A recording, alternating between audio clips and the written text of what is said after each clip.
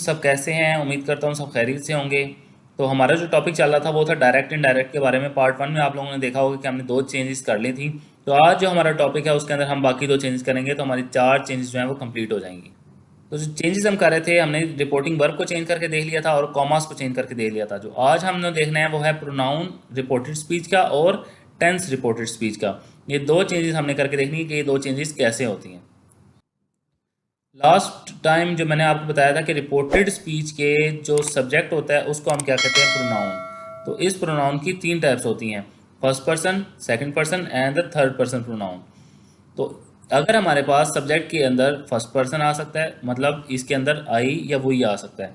यहाँ पे हमारे पास सेकंड पर्सन आ सकता है, मतलब यहाँ पे यू नज़र आ सकता है हमें। और इसके अलावा हमारे पास यहाँ पे थर्ड पर्सन आ सकता है, ही, शी, इट, दे। मतलब ये जो आई लिखा हुआ है इसकी जगह हमारे पास आई, वही, you, they, he, she, it, इनमें से कोई भी चीज़ आ सकती है, फर्स्ट सेकंड थर्ड पर्सन।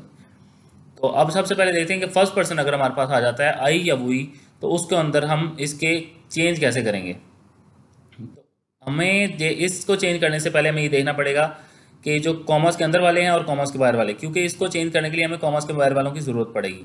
तो ये जो दो चीज़ें हैं, एक है ये सब्जेक्ट और ये है ऑब्जेक्ट। ये किसका है? कॉमर्स के बाहर वालों का सब्जेक्ट और ऑब्जेक्ट है। कॉमर्स के बाहर वाला जो सेंटेंस है उसका सब्जेक्ट और ऑब्जेक्ट है। अब इसको चेंज करना है। अब ये जो सब्जेक्ट है, ये जो प्रोनाउन है, अगर ये फर्स्ट पर्सन है तो क्या होगा? ये कॉमर्स के बाहर वाले के सब्जेक्ट के मुताबिक चेंज होगा। एग्जाम्पल के साथ देखते हैं, फिर आपको ज़्यादा सी समझ आएगी। हमारे पास जो एग्जाम्पल चल रही थी वो थी he said to me I will be waiting for you. तो हमने क्या कहा था? He told me that. He said to को किसमें चल चेंज कर दिया था? टोल्ड में। और मी सेम रहा था, कॉमा उड़ाए, दैट लगाए। अब ये नज़र आ रहा है हमें आई।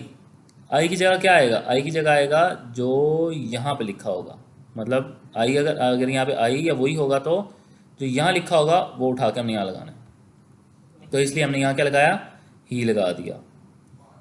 तो अब मैं आपको डिटेल में बताता हूँ कि इसमें करना क्या है।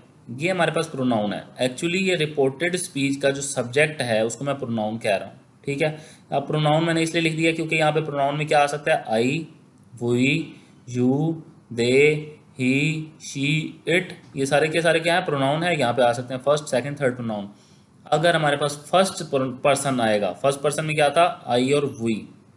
तो हमने किसको देखना है? इसको देखना है। क्या है जी? कॉमर्स के बाहर वाला सब्जेक्ट। कॉमर्स के बाहर वाला सब्जेक्ट देखेंगे तो ये कब देखना है? जब हमारे पास ये प्रोनाउन फर्स्ट पर्सन होगा, मतलब आई या वही होगा, तो हमने इसको देख के ये लगा देना है यहाँ पे इसकी जगह। सेकंड पे क्या है? अगर हमारे पास यहाँ पे सेकंड पर्सन आ जाता है, यहाँ पे क्या आ जाता है? सेकंड पर्सन, मतलब यहाँ पे क्या लिखा हो? यू लिखा हो। तो फिर हमने कैसे देखना है? ये इस चीज़ को देखना है। ये क्या है जी? ऑब्जेक्ट है जो बाहर, कॉमर्स से बाहर वाला है। और अब रह गया हमारे पास थर्ड पर्सन प्रोनाउन। तो थर्ड पर्सन प्रोनाउन चेंज नहीं होता। चलो ये तो आसान हो गया कि हमारे पास अगर फर्स्ट पर्सन होगा तो हमने इसके सब्जेक्ट को देखना है, अगर हमारे पास यहाँ सेकंड पर्सन होगा तो हमने इसके ऑब्जेक्ट को देखना है। इन दोनों को देख के हमने चेंज करना है। अब एग्जाम्पल देखेंगे तो आपको समझ आ जाएगी कैसे चेंज करना है। और अगर हमारे पास यहाँ प्रोनाउन में क्या लिखा हो? ही, शी, इट, दे, तो वो चेंज नहीं होने। तो अब चलते हैं एग्जाम्पल की तरफ। एग्जाम्पल में हमारे पास सबसे पहले आता है he said to me you will be waiting for me. ठीक है, पहले मैं यहाँ आई लगा रहा था इसलिए क्योंकि पहले आई लिखा हुआ था। आई को हमने किस में चेंज कर दिया? ही में, क्योंकि आई को हमने इसके लिहाज से चेंज किया। अब मैं दूसरी एग्जांपल बताना चाह रहा हूँ। आई को अगर आप यहाँ पे आई नहीं है तो फिर क्या होगा? फिर जी ये होगा। अब आई क्यों आ गई यहाँ पे? अगर यहाँ पहले जब आई था तो आई को हमने इसके लिहाज से चेंज किया था, लेकिन अब ये क्या है? यू है। ये देखें लास्ट जो स्लाइड थी हमारे पास उसके अंदर था, अगर यहाँ पे यू आए तो हमने इस ऑब्जेक्ट को देखना है। तो हम ऑब्जेक्ट देखते हैं। हमारा जो ऑब्जेक्ट है वो क्या है? अब यहाँ पे क्या आ गया? Second person pronoun. अब हमने ऑब्जेक्ट को देखना है। क्या? रिपोर्टिंग स्पीच के ऑब्जेक्ट को देखना है। यहाँ पे क्या है? मी है। तो मैं क्या यहाँ मी लिख सकता हूँ?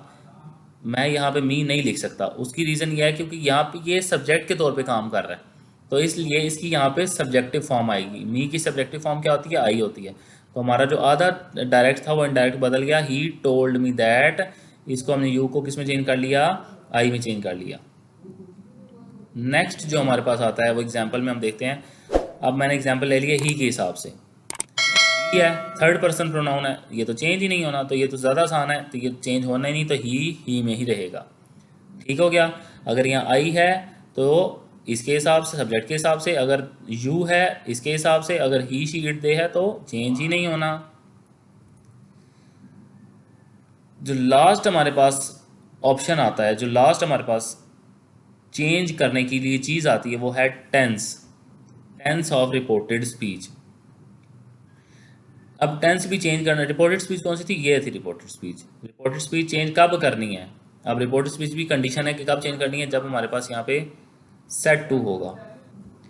अगर हमारे पास यहाँ पे सेड टू लिखा हुआ है या सेड लिखा हुआ है, सेड या सेड टू, तब ये चेंज होगा, वरना ये चेंज नहीं होगा। कब चेंज नहीं होगा, जब यहाँ पे से या सेज आएगा या से या से टू आएगा। हम जो चेंज करना चाह रहे हैं वो है रिपोर्टेड स्पीच, मतलब कॉमास के अंदर वाली जो चीज़ है उसका टेंस चेंज करना है हमने। अब ये देखना है हमने कि जी क्या ये प्रेजेंट टेंस में है, अगर तो ये प्रेजेंट टेंस है, कौन सा, प्रेजेंट इंडेफिनिट है, प्रेजेंट कॉन्टीन्यूस है, प्रेजेंट परफेक्ट है या प्रेजेंट परफेक्ट कॉन्टीन्यूस है।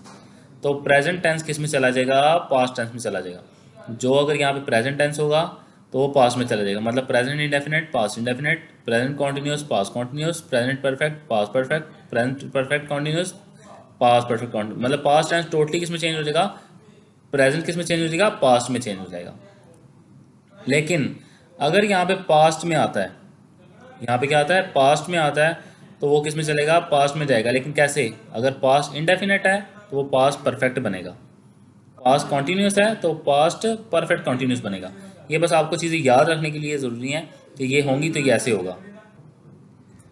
तो हम चलते हैं एग्जाम्पल की तरफ। एग्जाम्पल हमारे पास थी he said to me he will be waiting for me, ठीक है। तो इसके अंदर हमारे पास चेंज कैसे होगा जी, ये हम देखते हैं। ही सेड टू को किस में चला गया, टोल्ड। ये जो टोल्ड चेंज हुआ है ये इस टू की वजह से चेंज हुआ, यहाँ टू लगा हुआ था इसलिए ये टोल्ड चेंज हो गया। अगर यहाँ सेड अकेला लिखा होता तो ये सेड ही आना था, ये सिर्फ इस टू की वजह से सेड टू किस में चेंज हो गया, टोल्ड में चेंज हो गया।